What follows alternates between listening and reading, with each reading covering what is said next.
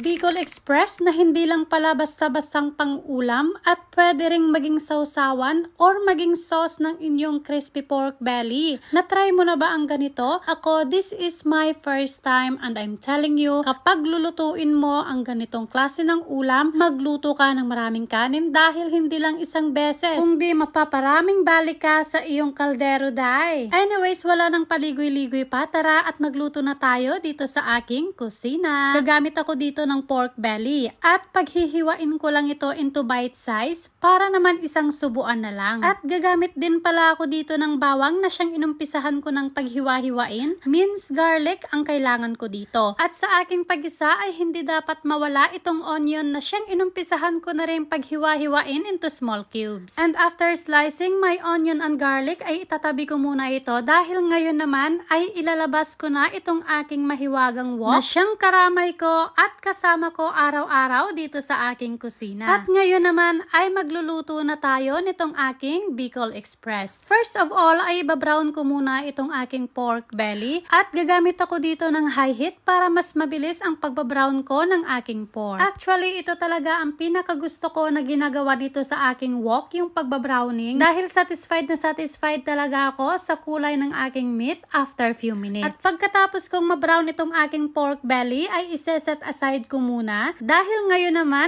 ay mag-uumpisa na akong maggisa nitong aking bawang. Isusunod ko na rin igisa itong aking sibuyas at hihintayin ko lang ito hanggang sa maging aromatic na itong bawang at sibuyas. And then igigisa ko na dito ang aking brown pork belly na mga another 2 to 3 minutes. At ngayon naman ay ilalagay ko na dito ang pinaka-importante at pinaka nagpapalasa dito sa aking Bicol Express, walang iba kundi ang bagoong. Buti na lang talaga at malaya akong nakakapagluto dito ng mga dish na merong bagoong at hindi maselan si Afam. At gustong-gusto niya rin kinakain itong Bicol Express and also yung kare-kare na nilalagyan ko rin ng bagoong. Life is fair, diba? Char. Anyways, mag-proceed na tayo. After kong igisa ng 3 minutes itong bagoong dito sa aking pork, ay nilagyan ko na ito ng half can ng coconut milk at pakukuluan ko lang ito ng mga 20 minutes. At habang nag-aantay ako na maluto itong aking pork, syempre gagamit ako dito ng sangkatutak na sili. Paano pa natin matatawag ito na Bicol Express? Diba nga, ang sili talaga ang nagpapa-highlights dito. Alam nyo ba na kapag nagluluto ako nitong Bicol Express, ay dinadamihan ko talaga ang paglalagay ng sili? Dahil sabi ng asawa ko, ang pagkakaalam niya sa Bicol Express ay maanghang. Kaya inaanghangan ko talaga. Anyways, nung maluto na nga itong aking pork belly, ay ilalagay ko na dito ang natirang coconut milk. Hahayaan ko lang itong kumulo ng mga another 10 minutes. Usually, kapag nagluluto ako nitong Bicol Express, ay gusto ko talaga yung medyo tuyo na at konti na lang yung sabaw. Nakakagana nga naman talagang iulam sa kanin kapag ganun, diba? Pero tonight, ang aking Bicol Express ay medyo may sabaw dahil nakalaan talaga ito para sa aking crispy pork belly. Napaka-crispy ng pork belly na ginawa ko at kung gusto mo ring gumawa ng crispy pork belly, please check out my cooking vlog video at doon mo mapapanood kung paano ko na-achieve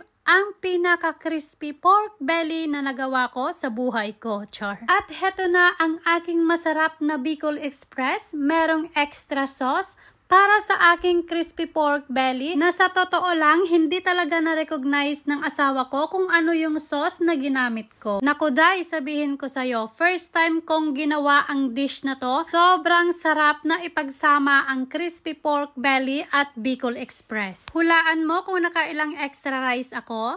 Secret! Char. Anyways guys, tara na at mag-dinner na tayo. Thank you so much for watching. Have a nice night everyone. God bless you. Follow for more videos. Bye!